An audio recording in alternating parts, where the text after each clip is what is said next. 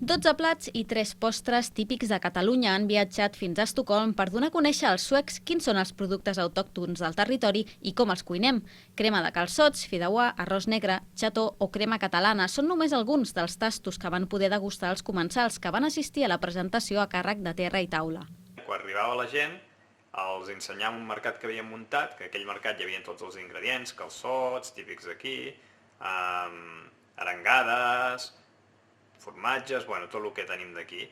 I llavors arribaven allí dos grups i els ensenyàvem a fer xató. Fèiem la salsa, nosaltres ho anàvem explicant i ells tenien uns morters i llavors anàvem fent la salsa. Després hi havia un altre show cooking, que era uns fideus arrossejats, i un altre show cooking, que era un suquet de peix i un arròs negre. El resultat va satisfer tant el col·lectiu com els organitzadors i participants, que han fet arribar aquests dies les seves felicitacions a tots els que van fer possible l'acte. Molta repercussió l'ha tingut perquè la premsa de les nostres xarxes entre fum mai havien tingut tant d'èxit i clar, la gent trobes pel carrer, la gent que diu, aneu a Estocolm, com és això, què feu? I la veritat que la repercussió ha estat molt gran, no? El mateix Pep Palau, no? Es va dir sincerament, no? Que havia confiat en el nostre col·lectiu per fer aquesta primera acció perquè era una cosa verge, que no sabien com aniria, i que ha confiat en el col·lectiu Terra i Taula perquè sap que som els que treballem ja amb aquest format d'events i que d'aquesta forma ja tindria una tranquil·litat que sabria que la cosa solament funcionaria bé i va funcionar molt bé. De 0 al 10 diria que un 11, perquè tot va anar perfecte, l'organització perfecta, les instal·lacions molt ben equipades, molt grans. Després el tema del transport també va anar bé, que és una cosa que patíem molt, perquè clar, això va ser molta feina, perquè clar, ens demanaven uns quilos concrets, perquè tots els ingredients i tot ho portàvem d'aquí, i ens demanaven uns quilos concrets, unes caixes concretes, després el fresc sortia un dia, el sec sortia un altre, el congelat un altre, i va ser una cosa que va ser molta feina.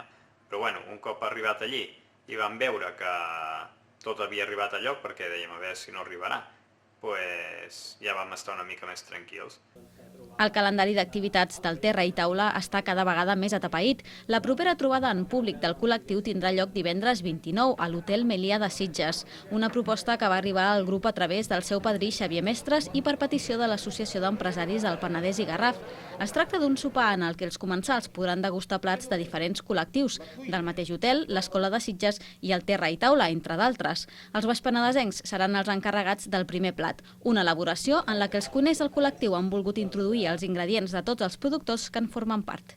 I he fet un caneló de verdura ecològica del Camp de la Sort, de Carbassó, i a dins porta els cigrons de calcamat, lligat amb una iogurtnesa, que és un iogurt del Marvall, i amb peix blau, del nostre litoral, porta sardina fumada, porta bonito, i això ho emboliquem i ho decorem amb uns punts de salsa romesco, salsa xató d'aquí, i amb formatge Marvall, amb unes perles de vinagre fòrum i oli d'oliva a tot. Vull dir que hem posat tots els productors dins d'un plat i realment la decorem amb flors, amb herbes salvatges del nostre paisatge. Vull dir que crec que hem fet un plat molt identitari de la nostra comarca. Està previst que a l'acte assisteixin entorn unes 350 persones, entre les que hi hauria el president de la Generalitat, Carles Puigdemont.